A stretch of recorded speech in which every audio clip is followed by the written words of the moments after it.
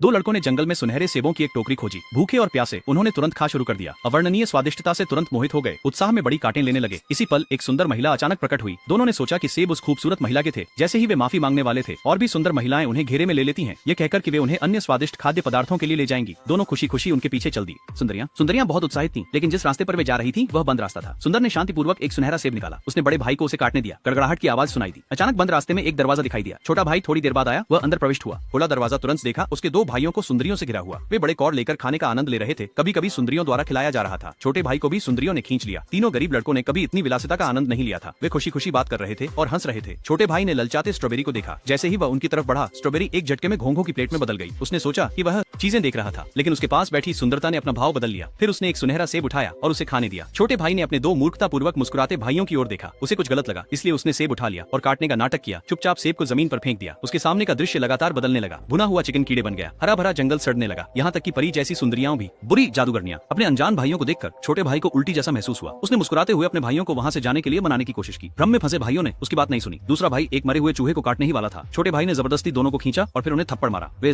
तुरंत जाग गया। जादूगरनियां उनकी जागरूकता देखकर उनका पीछा करने और रोकने लगी। सौभाग्य से तीनों गुफा बंद होने से पहले भाग निकले। उन्होंने अपना खजाना खोज जारी रखा। अचानक छोटे भाई ने मदद के लिए पुकार सुनी। वह अकेला ही देखने दौड़ा। पता चला कि एक जादूगरनी की नाक फंसी हुई थी।